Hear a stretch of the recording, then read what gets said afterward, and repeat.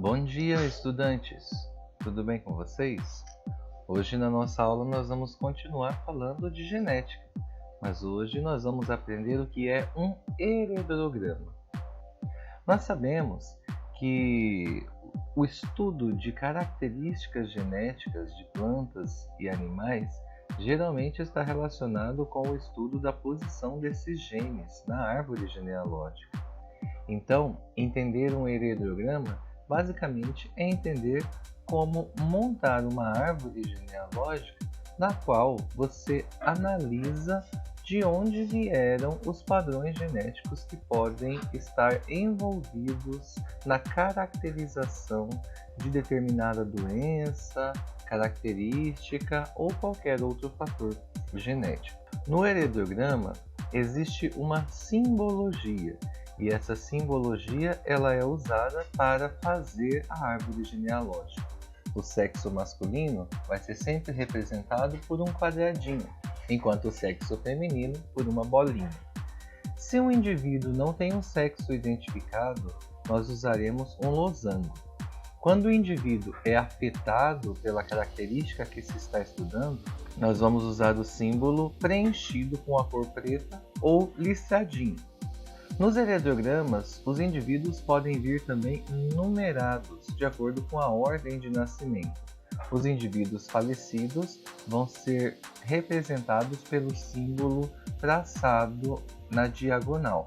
Quando a característica genética está ligada ao cromossomo X e a mulher for portadora desse gene, mesmo não tendo a característica, ela vai ter um pontinho.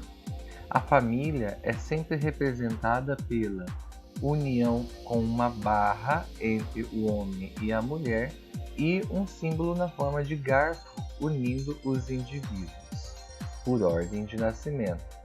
Gêmeos dizigóticos são unidos por uma forquilha. Gêmeos monozigóticos são unidos por uma forquilha mais uma barra na transversal.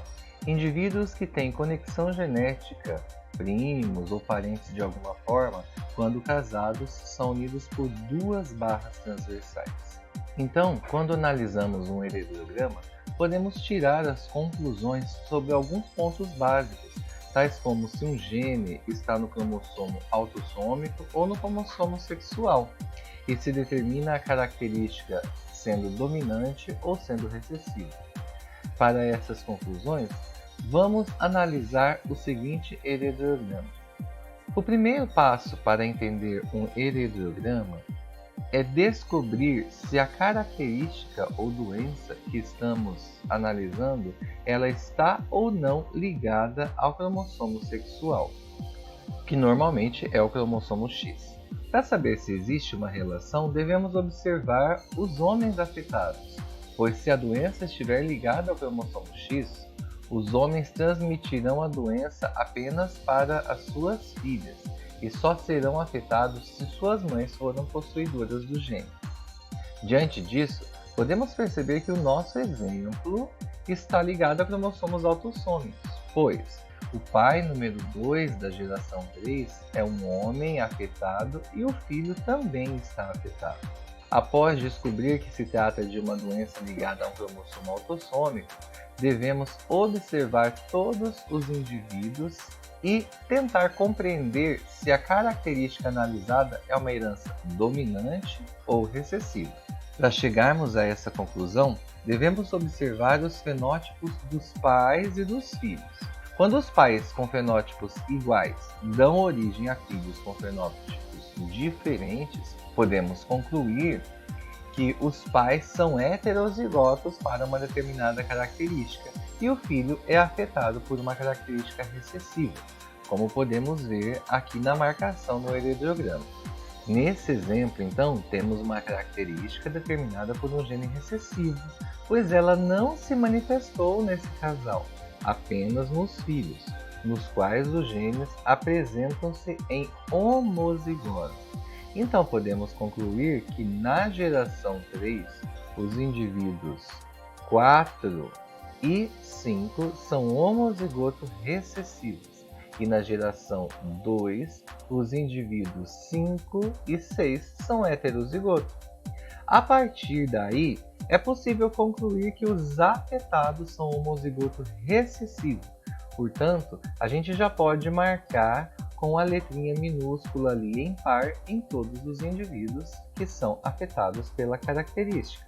Após esse momento, é importante analisar os casais e descobrir os genótipos. Analisando, por exemplo, o casal 1 e 2 da segunda geração, é possível observar que o homem com a característica em questão também teve um filho afetado. Para que o filho fosse afetado, ele necessita de um gene recessivo proveniente do pai e outro proveniente da mãe.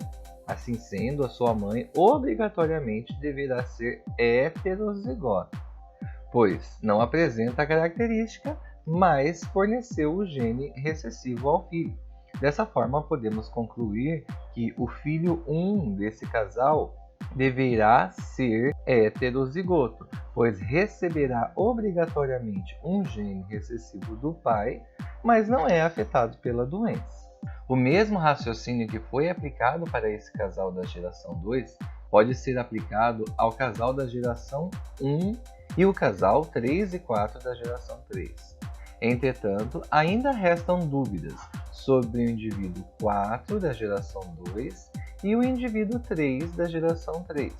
A única informação que podemos fornecer é que eles apresentam um gene dominante, pois não são afetados pelo problema. Podemos resumir então a interpretação de heredogramas da seguinte maneira. Primeiro, determinar se a característica é ou não uma característica ligada ao cromossomo sexual. 2. Determinar se a característica é determinada por um gene recessivo ou dominante. 3. Localizar todos os indivíduos homozigotos recessivos. E 4. Analisar outros casais, lembrando sempre de que um gene é proveniente do pai e o outro gene é proveniente da mãe.